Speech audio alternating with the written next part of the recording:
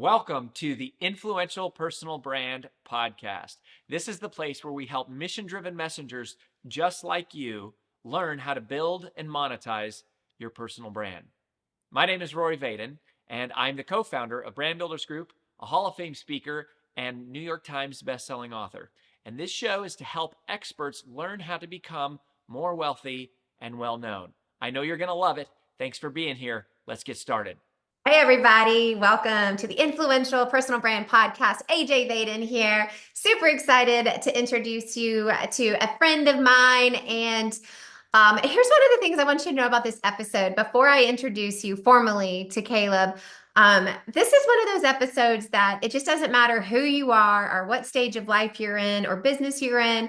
It pertains to you because we're going to be talking about money today. We're going to be talking about finances and financial independence and freedom and our emotional ties to money and just different ways you should think about money and how it can be working for you versus you working for it.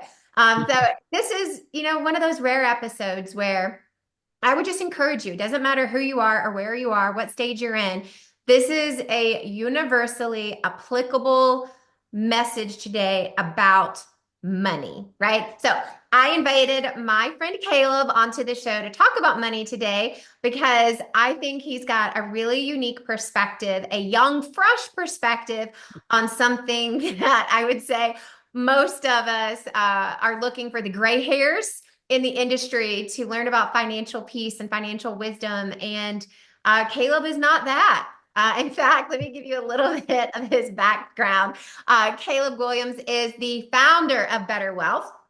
And not only is he the founder of that, he founded it at 21, the age of 21, right? So again, when I say young, fresh perspective, he is not 21 today, but he started it at a really young age. And I think that's a really important component of the conversation of how do we look at it in a new and fresh way, which is what you're going to get today. He's also the author of the best-selling book, The And Asset. He hosts the BetterWealth podcast and the BetterWealth YouTube channel. He also speaks to thousands around the world on how they can be more efficient with money and have more intentionality in doing it. So, Caleb, welcome to the show. Hey, it is a pleasure to be on here, and I'm just so grateful to spend these next couple minutes with you and your audience, and we're going to have a lot of fun today.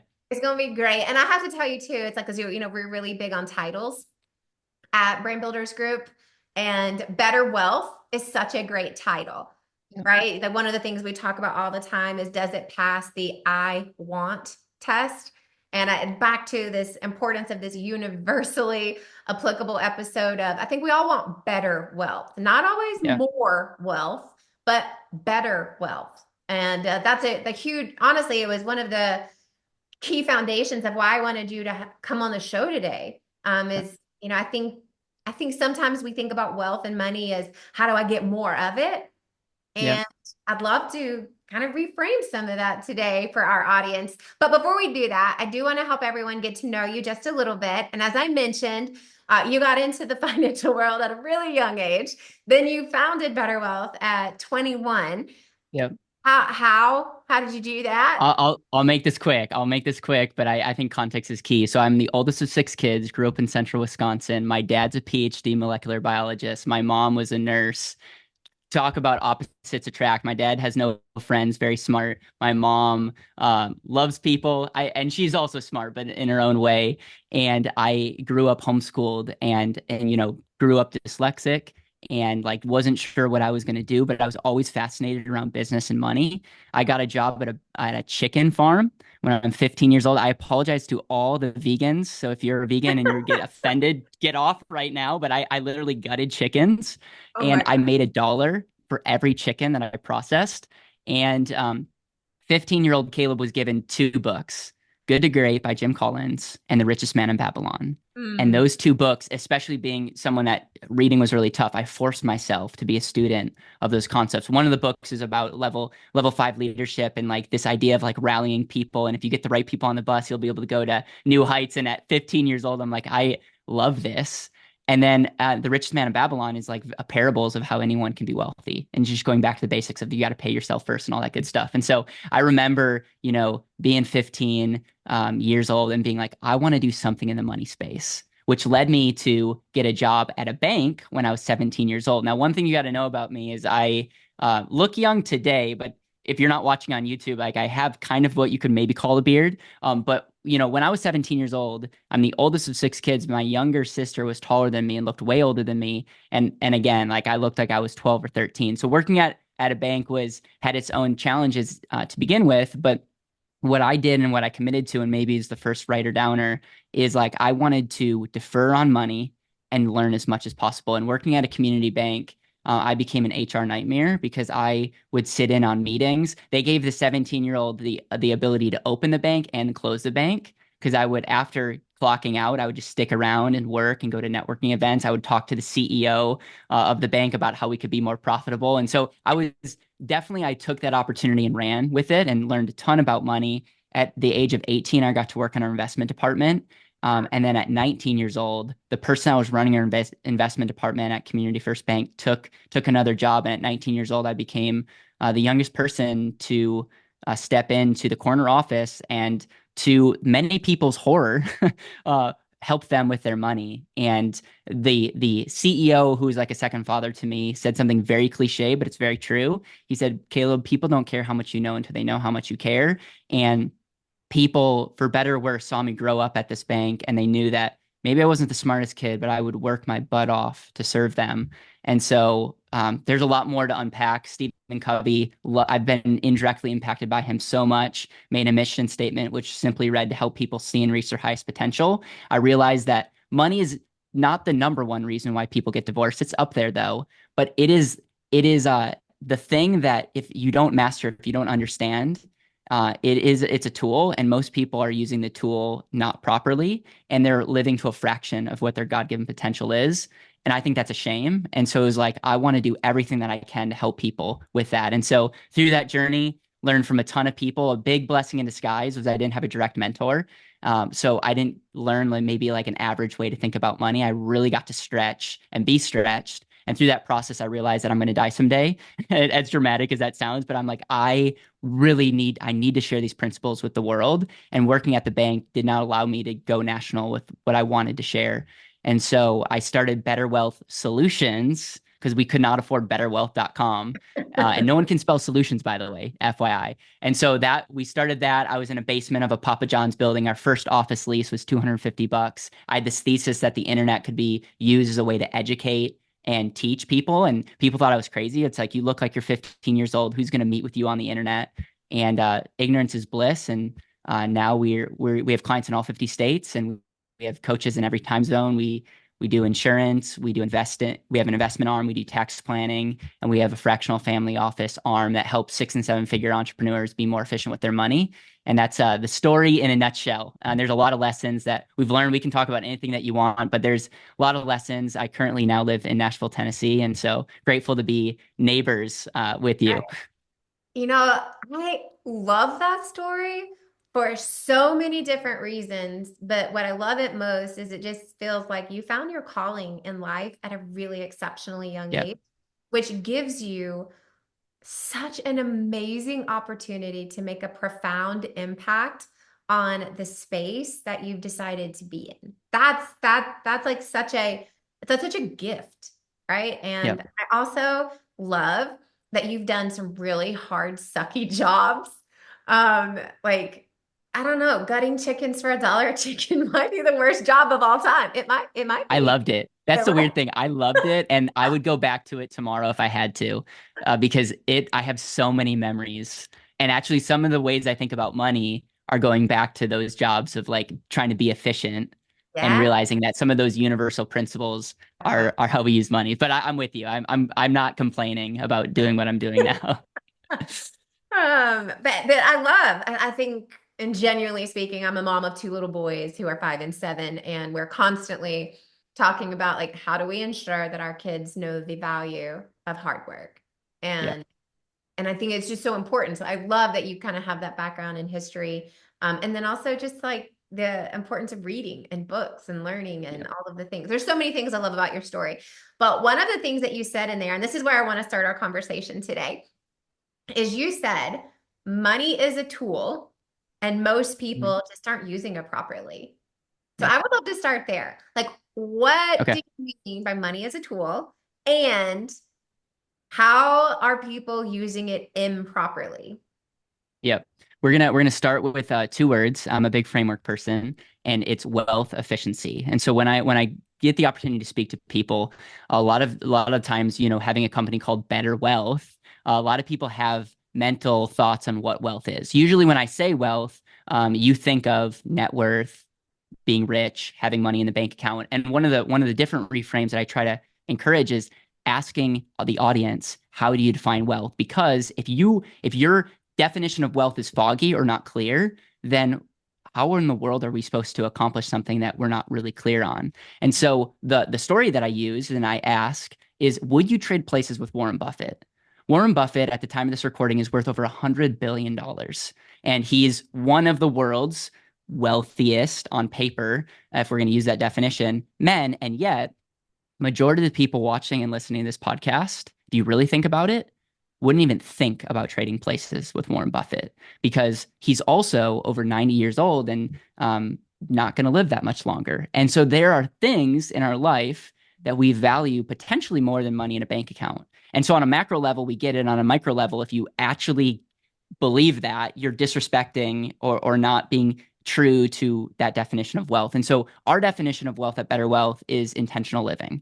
You cannot be wealthy if you're not intentional about your life. And the way that I think of intentional living is a couple categories. It's your God-given skill sets, it's how you use your time, it's your relationships, and how you use your resources. There's obviously more to that, but at the end of the day, those are like the four categories that we look at.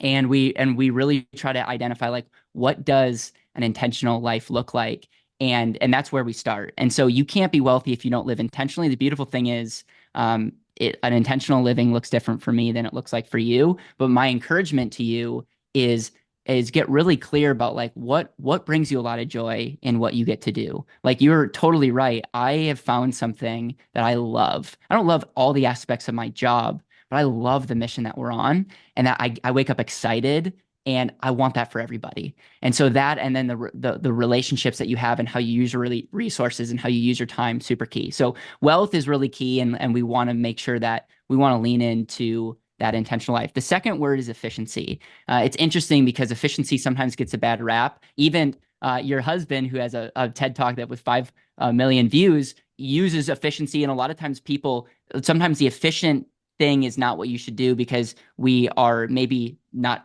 figuring out the right end goal. But the way that I define efficiency is something like this. It's getting to your desired result by removing all the friction. And so to be efficient, you need to get really clear about that desired result. I would agree that if without the desired result, just removing friction to remove friction is not going to help anyone. And that's what a lot of people look at when it comes to money. You should do this, you should do that, but it's like, why? And so when we're trying to be efficient, we have to get clear about what we're going or what our desired result is, and then removing any of the friction that's getting in the way of that. And so what is the desired result? It's that tangible, intentional life. And so the example is I live in Nashville, but if I want to get to California, I'm really clear about where I want to go. I could walk there and it would take me like a long time. I could drive there and it would take me probably a week, or I could fly there and be there in 4 hours. And so if I'm clear about my destination, actually flying is not just the fastest, but it's actually the cheapest, which is unbelievable. And that's how I think of our money as a tool. Is if I get really clear about where I want to go, then I just reverse engineer all the aspects of my financial life and say, what are the areas that are creating more friction to live that? And let's eliminate that, because the intentional life becomes the standard, becomes the metric that I reverse engineer everything by. And I think that is the first thing that I want to encourage everyone to have the freedom to do, is don't let a financial advisor, don't let someone on TV tell you the most important thing. Get really clear about what that looks like for you. Retirement is not biblical. The definition of retirement is to be taken out of service. I don't know why retirement's even a goal for I don't think any of your audience wants to be inspired to like retire someday. And so let's get that out of our vocabulary. Let's figure out what we want, like what that God-given calling is for our life. And then let's that be the thing that we reverse engineer everything else by. And we can get into some of the other frameworks, but like that is a key deal, is like intentional living and then removing friction so that we can live intentional, and making sure that that intentional standard is the thing that trumps cash flow, net worth, good debt versus bad debt. All of those are mini frameworks, but should elevate your ability to live your one life well. Okay, well, first of all, that is the most impactful conversation around the concept of wealth efficiency, and absolutely not what I thought you were going to say at all. And I love that so much. And just to recap it for everyone, because I'm taking notes from myself over here, wealth is just intentional living, right? You get to define what that is with intentional living, and then efficiency is getting to your desired result by removing the friction. And I think that's really, really a great definition of efficiency, because no matter, even if we're not talking about money, right? Anything, it's just like, man, there's a rub, there's friction. It's like, it's taking longer, it's harder. It's like, well, let's figure out what those things are. And then how do we eliminate that to get us to what we want faster? So I love that. I love that. I also loved your side comment on retirement. I don't know if I talk a lot about this on the show, but I know I talk a lot about it in my Instagram stories. But we don't believe in retirement in our house. Like people say all the time, like, hey, what's the end goal with Brand Builders Group? And I'm like, I don't know. We don't have one. Like there's not some event that we're working towards. We're not planning on selling it. We don't want to retire. And it's like, until the Lord takes me home, my business is my ministry. That's right. And I think so I love just that whole concept of like, okay, first of all, retirement is not the end goal. So let's reframe that. And now let's start from there. So I love that. So I'm curious to hear from you then. It's like with this concept of wealth efficiency, right? Defining wealth, defining efficiency. What is it that you see that is causing friction? Like, what are the things that are causing people to not use money properly, or where is the friction in this wealth concept? Love it. And I'm going to go through the next framework, which is the wealth framework, and stop me at any time, because as you can see, I get really excited about this. But okay, so now if we understand wealth efficiency, okay, now let's get into like what that actually means. I have a problem with people that just stay in the clouds and don't actually get tactical. And so this is the way from a dyslexic mind, how you can understand this, and hopefully you can draw a picture in your mind as I speak. And so when I'm speaking with someone on a whiteboard, I'm drawing an individual of a stick figure, and this stick figure represents you. And so we've already identified that it's clear that you should get clear about what you want. If you don't know where you want to go, it's like the Alice in Wonderland at the fork in the road. Any road will get you there. Welcome to America. And if you're Canadian, welcome to Canada. Okay. So it's like, that's where most people are at. Get really clear about that. And so then when we look at, okay, what's the next step? It's this idea of creation. It's interesting. There's things out there, assets, liabilities, and like, what's your definition of an asset? Definition of an asset of something of value, something that creates cash flow. Robert Kiyosaki is known for being the author of Rich Dad, Poor Dad, and he talks about an asset is something that puts money back in your pocket. I can't think of a better asset than you, the individual listening or watching this video. Like it's so clear to me, AJ, that so many people disrespect their number one asset. And in fact, your number one asset, which is your ability to create, doesn't even show up on a traditional balance sheet. That's how messed up that is. And so once you get clear about what you want, the next conversation that I'm always looking for is, how are you creating this thing called currency or cash? We'll talk about that in a second. But a lot of times we divorce ourselves from like cash from value. And you can really only create two fundamental things, a service or a product. And if there's a third, please let me know. But someone can fundamentally create a service or a product, and just because you exist doesn't make that service or product more or less valuable. We all know people that do the same thing on paper, but one gets paid a lot more. An iPhone and an Android are not the same, right? So there maybe someone could charge more for one of those products. And so the idea is to get hyper focused on, am I creating the most value, and really focusing on that. And what I find is a lot of people ask me like, Caleb, what should I invest in? Should I do this Roth and other things? And I look at their financial situation. I say, you should invest in nothing until you triple your income. Because if you want to look at me with a straight face and say that what you're making is optimized for your situation, and a lot of times that's just giving them the permission to quote unquote invest in themselves. But I can't think of a better investment early on than making sure that you're maximized. And this goes to our business owners. If you're in business and you're not reaching the heights that you know deep down that you can, you may not want to tie up your money in other things until you're really making sure that your printing machine is able to print out money. I'll stop there, but then I want to share what you do when you get money. But I find that so many people skip that step. They want to know where they should invest their money. Should I pay off debt and all these things? We'll get to in a second. But I'm telling you, majority of the people listening to this probably need to hit pause and figure out ways that they can be more valuable, create more valuable services or more valuable products to the marketplace. And cash flow or currency will reward value creation.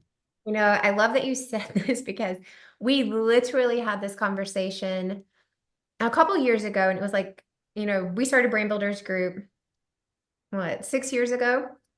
And it was a couple of years ago, and we were, deciding how we wanted to grow it, and did we want to grow it, and what did we want to do with the money? And we were actually sitting down with our financial advisor, and this was like 3 years ago. And this was the conversation. And at that time, this was rates were still pretty good in a couple of different places, better than they were in the last 12 months. And it was such a fascinating conversation. We were sitting here, we were listening and also doing math in our head, mental math. And then we pulled out a calculator and we were looking at each other and we were like, literally, and if you just think about this in really tactical forms, it's like the rate of returns on any of the investments that we were talking about were half of our own profit margin. Yep. And we were just thinking, why would we put all of our money into these funds that are getting half of the return that we would be getting if we just reinvested into ourselves and reinvested into our people and reinvested into our business, because our profit margins were double what any of the rate of returns were, even at that time period. And I think it's a fascinating concept to what you're saying. It's like how often are financial advisors actually saying, well, hey, let's talk about your profit margins. Let's talk about Yep. how good you're doing versus where should we put your money in terms of funds or, the market or whatever. But it's literally what you were just saying. And it's like Rory and I recapped after the meeting and we were like, yeah, actually, I think that BBG is the best investment that we can invest into right now. So we're going to, and it's almost exactly this conversation you're having, but realizing you are your number one asset. You are your best investment. And at least you can have some influence and control over what you do versus anything else that's happening.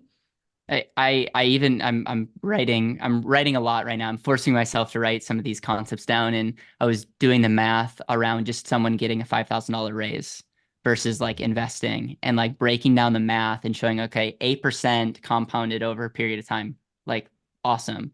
And then just like what a $5,000 raise would look like and just showing them on paper of like, even if you're not an entrepreneur watching or listening to this, like just by figuring out a way to make yourself more valuable to the marketplace, which is your employer, is just something that I believe every single person going into college, going out of college, we got to understand how this works. And I think it's one of the things that we don't talk enough about. But if people can really maximize and optimize that space in their life, everything gets easier. As you know, making more money, just life gets a lot easier. It also covers up for a lot of mistakes that we make on the back end.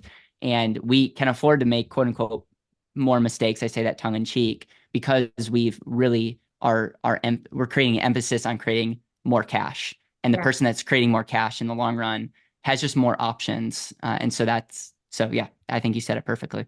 No, I love that. And I think that's a really important just reminder to all of us. It's like, before you start investing elsewhere, just take a really good hard look at where are you investing in yourself? How are you helping yourself become more valuable? Because that's the number one place to start.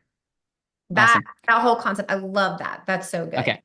All right. You're going to love this next piece because I think what I'm going to do is I'm going to simplify this so dang easy where people will be able to get, because a lot of the financial side gets really complicated. And people want to make it complicated so that you trust advisors, like and to be frank, we help people too. So it's like, I'm sharing with you all the best stuff. You can do it yourself. And then obviously you could work with people like me or a bunch of other great advisors out there, but just don't let anyone ever dictate what you should do if your gut is saying something different, and make sure that you're maximizing what you should do. So anyways, once you make money, your dollar can only be capable of doing two things. Okay, hear me out here. It can either be consumed or it can be saved. Can be consumed. So I already know the Christians that are listening to this. Well, what about tithing? And I'll get to that. Okay. When you make money, there's only two categories that can go: consumption, which I'll talk about lifestyle. Think of lifestyle, or saving, which is a verb to hopefully invest and multiply. Okay. We're going to talk about consumption first. When I make money, my dollar is only capable of doing one of two things: lifestyle or saving. Let's talk about lifestyle. Lifestyle could look like taxes. Well, Caleb, I don't like taxes doesn't affect my lifestyle. Well, if you don't pay your taxes, you're going to jail. So taxes is a cost of living your life. It's just the cost of living your life jail free. Paying debt is a form, your debt service, that's part of lifestyle.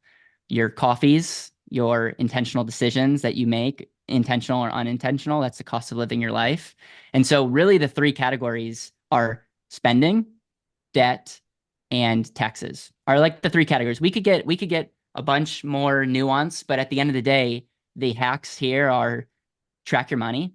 It's amazing when you start being intentional about like, why am I spending money, and just like tracking it, and then start asking the question like, am I actually spending the money on like what I care about? And what a lot of times we'll find is we're spending money to impress people for maybe some trauma, like as a kid. Like we could get really deep here, but a lot of times we're spending money on things that aren't actually helping us live more intentionally, but doing it for other reasons. And so when we track that money, we just start having just better conversations. One of the best things that we do for clients is just help them track their money, because most people won't do it. But if you get a spending report every single month, it could be painful, but it's hard to hide when you start categorizing where your money's going. Second thing is taxes. 9 out of 10 business owners are overpaying on their taxes. And I don't know about you, but I want to legally pay as little tax as possible. I'm all about paying the government, but I'm all about paying the government as little as possible. And so without getting super in depth, there's deductions, credits, things like depreciation, different tax strategies that you can go down. For any of your audience that reaches out to me, we have a 1-page tax checklist with 5 categories. And within those categories, there's a bunch of areas like in deductions and credits that you can take to your CPA and make sure that you have this checklist to see if there's areas that you can save more money. That alone, AJ, is fun, because on average, a business owner is able to save $20,000 to $30,000 with that checklist, just by taking it to their CPA and maybe asking certain questions or doing certain things that help you pay less in taxes. So that's fun. Let's pause right there, because I want to make sure that people hear this, right? There is a 1-page checklist that Caleb is happy to give to you. And so if you want to get that, then Caleb, tell them where they should DM you. You can email me at caleb@betterwealth.com, or go on to my Instagram at Caleb Guilliams, and just trust the last name. Hopefully it will be in the title of this podcast. I will put it all in the show notes. It'll be in the show notes. And so just if you reach out, I'd be more than happy to give you that. And we have a wealth efficiency packet, which is every framework that I'm talking about, whether it's debt and other investments, like all these, I'll give you the whole packet. Just to help you be more efficient, remove friction to get to your desired result. So yeah, and to kind of recap that, right? Taxes, we all believe, pay your fair share and not 1 cent more. So that's right. How do you tighten that up? Yeah, I just go on a rampage here, but one of my good friends, Tom Wheelwright, who's the CPA for Robert Kiyosaki, wrote the book Tax-Free Wealth. He has a perfect analogy of this. He's like, the tax code, which is thousands and thousands and thousands and thousands of pages long, it's like 2 or 3 pages of like what you owe, and then the rest is like a treasure map of finding incentives on how to not pay that. And so it's one of those things where you want to start becoming treasure hunters and figuring out hey, how can I partner with the government essentially and create more value for the government? And oh, by the way, if I create more value for the government, I'll pay less. And so it's just really, really cool, and incentives work. So, and then the last thing when it comes to consumption is looking at debt. I have a non-Dave Ramsey approach to debt, but I think about it this way: is I think when we're talking about debt, we really need to separate it debt and what you're doing. A lot of times people marry those things together, but debt is just a tool in itself. And a lot of times it can be an enabler to make you make bad decisions. So I just want to acknowledge that. If I was talking to someone that was really pro Dave Ramsey, I agree personally, debt can enable bad decisions. But when I'm looking at just for my personal life, I'm asking two questions. Should you buy these things? And then if I answer yes, then the next question is, what's the best way to purchase those things? And so for me, I look at cash flow and I just go to, if I'm already going to determine to buy this home or this car, I don't ever want debt to be an enabler. I don't want to buy this car because I can get it with debt. I want to make the decision. And that's maybe a different podcast in itself, because it's like, how can you know what to afford? But once you make that decision, then I go back to what's the best way to purchase that thing. And you can either use debt or use cash. And by the way, cash on the top of your dollar bills says Federal Reserve note. So if you really want to go down the rabbit hole, like, cash itself is a form of debt, because once we went off the gold standard, all the dollar bills are just a form of debt. So I get less emotional about whether I'm using a mortgage or not, and I just look at, from a cash flow perspective, what gives me more control, what allows me to have greater cash flow that I can save, and what limits risk. And in a lot of cases, actually a 30-year mortgage and debt can actually be that thing that checks a box for a lot of people. Again, hopefully I'm not confusing people more in saying that. I just want to give you permission, when you look at the lens through efficiency versus being debt free or not, it just allows us to be like, okay, what gives us more control? What allows us to be more efficient? Sometimes debt is that tool that we use on the saving side and the consumption side, but sometimes you can have toxic debt that's just killing you, and you need to eliminate that, and that will free up a ton of cash flow in itself. So cash flow is what we really optimize for, not something arbitrary like being debt free or not. Yeah, I know. I love that. And I think that's, again, it's using debt with guardrails, right? And it's Yep. like, sure that It's using it as a tool. yeah, it's like making sure it's a tool and you're not flying off the cliff, right? And I think that's true, sometimes with cash too. It's like, sometimes if you're just all cash, right? If it's like we were all just hiding a bunch of cash and, boxes under our beds, it's like, is that really the best utilization of that, right? So you can kind of go both ways, but I love that. So these consumption things, taxes, debt, spending. What about saving? All right. So okay. So your dollar can only do one of two things. It can either be consumed, and part of consumption is tithing, by the way, because that is the choice that you're living your life. So if I decide I'm going to tithe 10%, in a way, I am voluntarily choosing a 10% tax as a part of my rich life. That's just something I want to be upfront with, but that's a lifestyle decision. Okay. So the beautiful thing is, if you make money, and I figure out I only need to know one thing. I either need to know how much you save or how much you spend, and I can essentially model out your entire financial life. So if you make $100,000 a year and you save 10,000, what's your lifestyle? $90,000. We don't have to do a whole budget to figure that out. It's really quick. So that's a life hack, because part of that we can model out and say, okay, $90,000 today, this thing called inflation, like, what in 30 years, what do you need to be having coming in to just maintain your current lifestyle? So that's something that's valuable, in understanding that your money is only capable of doing two things. But okay, if we want to save money, going back to the richest man in Babylon, pay yourself first. Pay yourself first. There's something really, really incredible about forcing yourself to save money. Saving is a verb. And so a lot of times, a huge focus of ours is helping people be more efficient, and then taking those inefficiencies from lifestyle and transferring them into savings category, because majority of people are saving a fraction of what they need to. But saving is a verb. And then what are we saving for? And so we're saving for investing, and investing is a multiplier effect.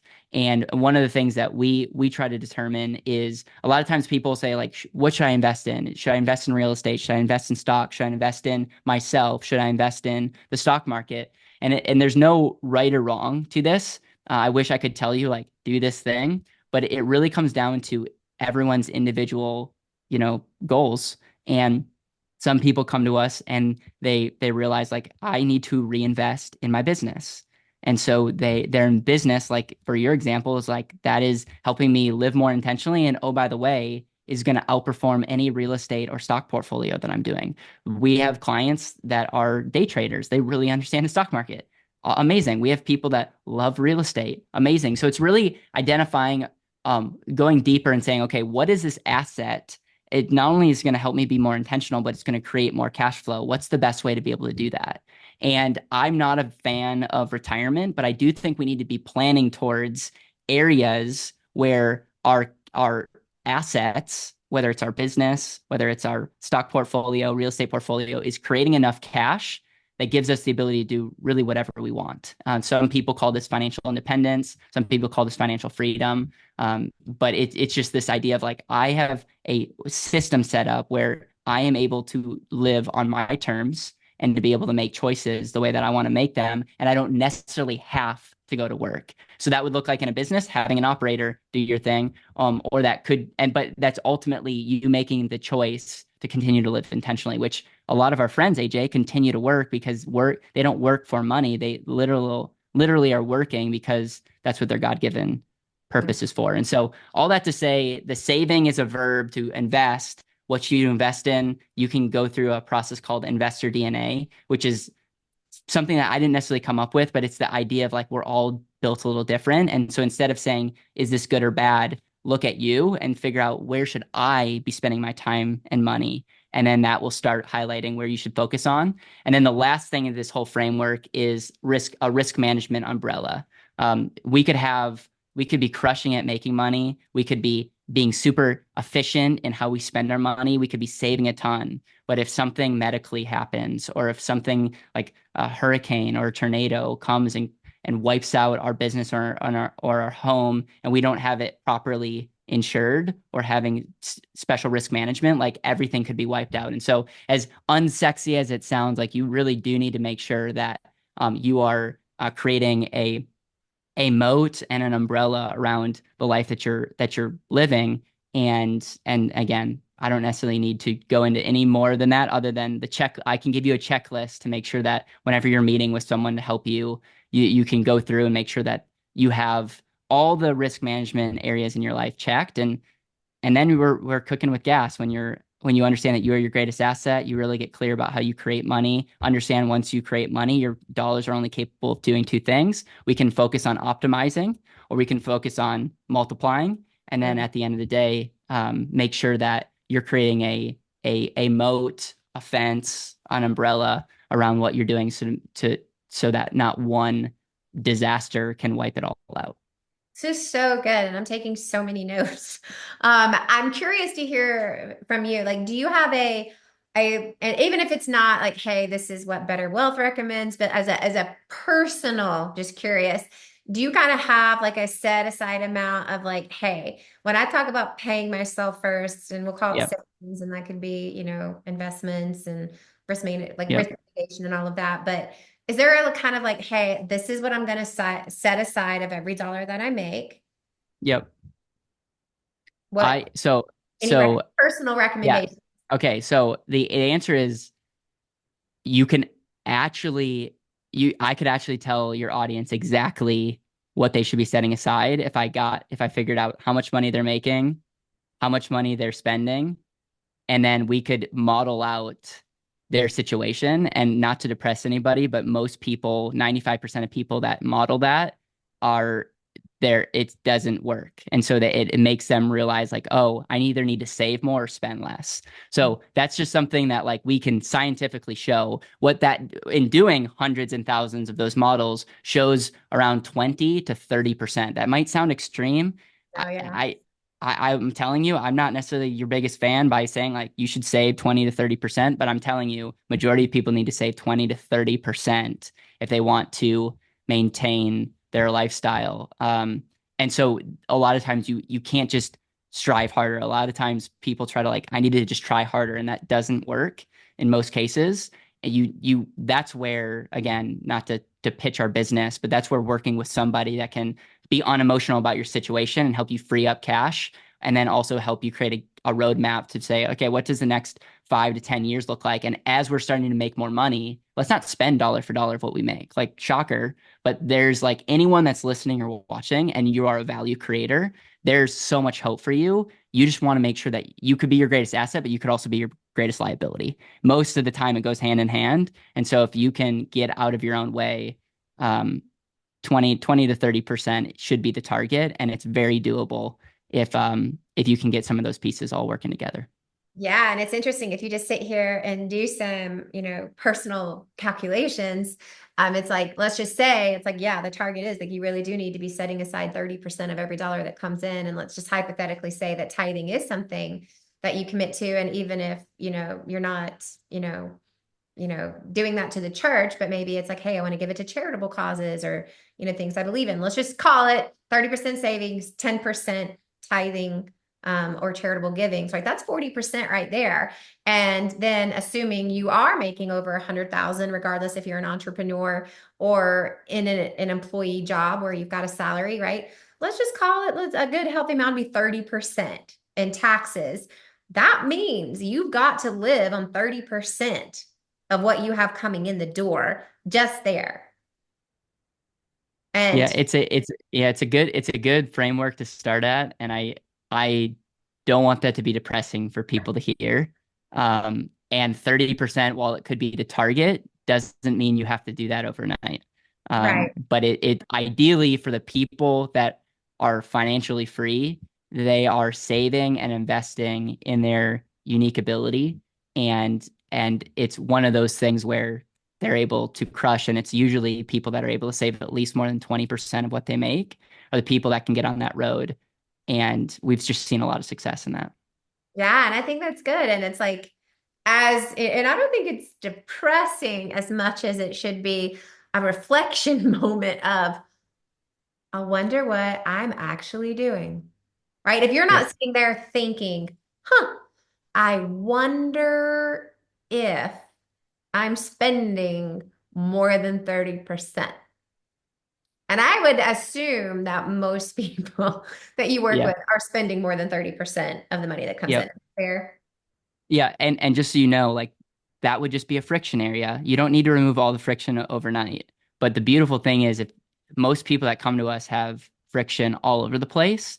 And what we try to do is like, for example, taxes is a good example. If you're overpaying on taxes and we free up some of that money, you're already used to that lifestyle of paying the government. Why can't we just pay you the difference? Yeah. So it's those kind of things that are like, um, I don't want to make saving 30% sound easy. It's not, but it's not as painful as it might sound because you might be way over efficient. And this is where I'll give Dave Ramsey his flowers. A lot of people are enabling themselves with debt to buy things that they shouldn't buy. And Mhm. sometimes the conversation needs to be, I should not be driving a $100,000 car, or I should not be living in this type of house. And oh, by the way, debt was an enabler. And that's where, in a way, I 100% agree with what Dave Ramsey and the Ramsey company teaches, because majority of people, if you look at statistics, are over consuming, and that is made possible because of credit cards, because of debt. And so it's not a cut and dry black and white,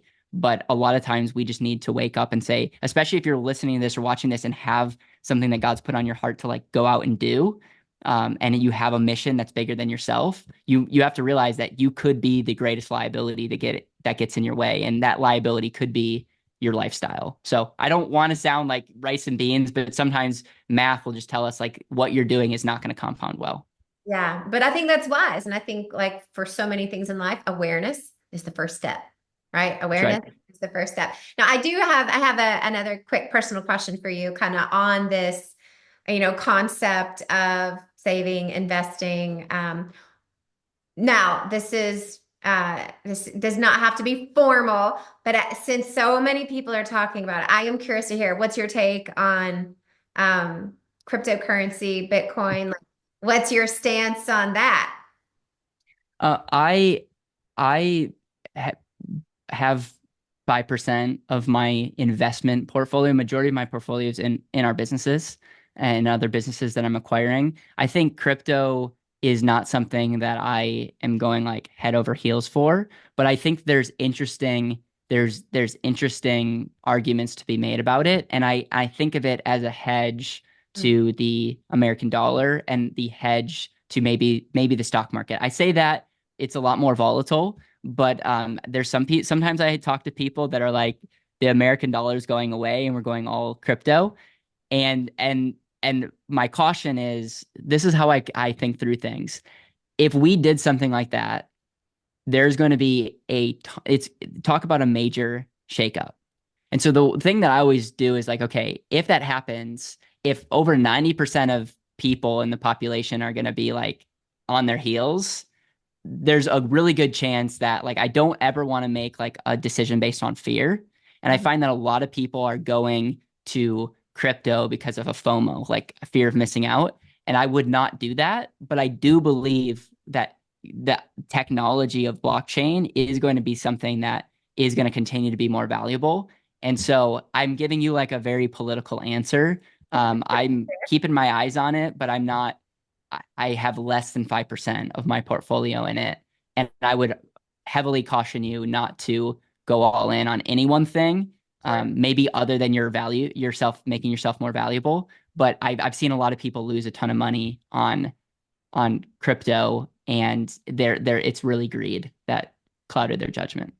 No, I think that's a good, wise, discerning statement around crypto. And I ask because I do think that, as we have, kind of just come out of an election season, there's lots of talks of, the economy and market and the value of the dollar and exchange of presidents, which will be coming next year. So I think it's always good to have some, non-biased opinions coming in. And I think that's good. It's like, yeah, are there some interesting conversations around it? Sure. Do you think you should go all in? Probably not. Probably same as you wouldn't go all in on lots of different things. Yeah. But is it worth researching? And I think that's the stance that Rory and I have made, is that previously we have always said we cannot invest into something that we do not understand. And so we've spent, me personally, a lot of time reading and listening, trying to understand the foundation of it, where it came from, how it was created, the future of it, the trends of it, the history of it. And you know what? That's a commitment. Right. Yep. That's a learning commitment. And that's our personal stance, is I cannot give my money to something that I do not have my head wrapped around. Yep. And so we took a long, sweet time to go, okay, now we have a little bit more of a better understanding. So we feel more comfortable doing it. But Mhm. I will tell you that back to investing in yourself, it's like, I was like, I got to invest in myself and my own awareness and my own knowledge of what I'm investing in before I give my money to it. That's right. That's So I right. think that's And really yeah, and you also mentioned it's like you get to a place where your dollar reinvesting in your business is not the right answer, and profit margin is what you look at. And so at the end of the day, there will get to a point where you're crushing it in business, and you might not even need more money to make more, like, so you're getting to a place where your business is mature, and then there's so much wisdom in diversifying, but you just want to make sure that you're not diversifying your ability to make an impact and make money. And a lot of people, AJ, are doing investing too early. Yeah. Like if you're asking me like where you should put $5,000 a year, you're probably investing too early. Like you probably need to go back to the drawing board and say, how can I have $50,000 a year to invest? And again, I say that out of love, but like that is the number one hack. If I could give you anything, is like majority of people have the ability to create so much more value than what they're showing up on paper right now. And so look as yourself as that asset and figure out ways that you can generate more value. And like literally everything else, your ability to give, your ability to live your dream life, your ability to save 30% or more, all will get a lot easier when you are optimizing and maximizing your ability to show up. That's so good. And there's so much wisdom in this conversation.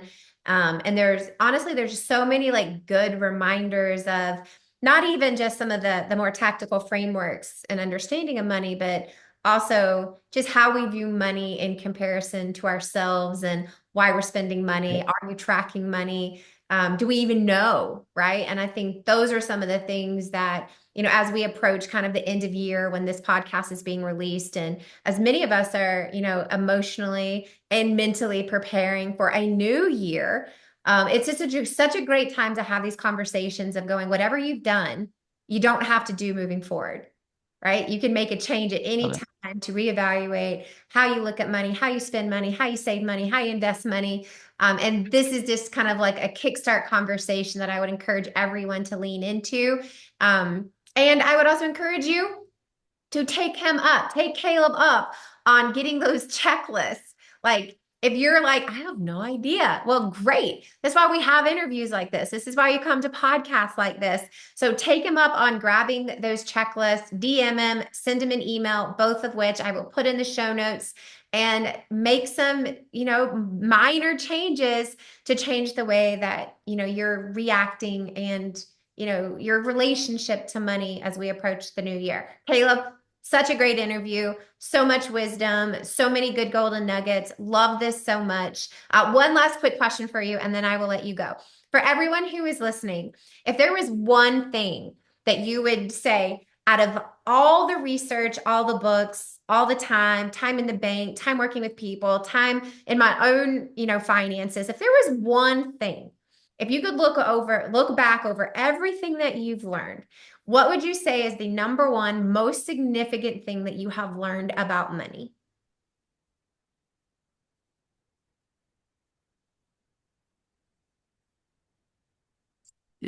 I think the more I learn about money, the more I realize that it it it's all meaningless, and to really lean into what does your one life look like. I have a sign behind me that says one life, and it's like a constant reminder that our life we're a walking miracle. If you start realizing the odds of just being born and like being like listening to this, if you're listening to this, you're one of the world's already wealthiest people. And so like really identifying that and realizing it would be a shame to spend your entire life chasing something that doesn't have any meaning. And money in itself, if you look at just paper currency, there's no meaning in paper currency unless you give it. And so the big takeaway is like live a life that gives meaning, and then everything else will follow. And hopefully I didn't just kill credibility of the entire, but I just like I love this stuff. But the more I learn, I realize that we elevate all of these money conversations maybe more than the real conversation, which is how should I live my one life, and living it with zero regrets and living it for a greater purpose. No, and I think that's actually the perfect answer. And I hope what everyone hears in that is from someone who has spent his entire professional career learning and teaching money, that at the end of the day, money is not what it's all about. And it shouldn't be what we're all about, right? But back to where you started, money is a tool. That's right. To learn how to use the tool. All right, don't let the tool use you. Caleb, so good. Y'all, thank you for sticking around. And don't forget, the recap episode will be coming up next. Thank you guys so much. We will see you next time on The Influential Personal Brand. I'll see you later.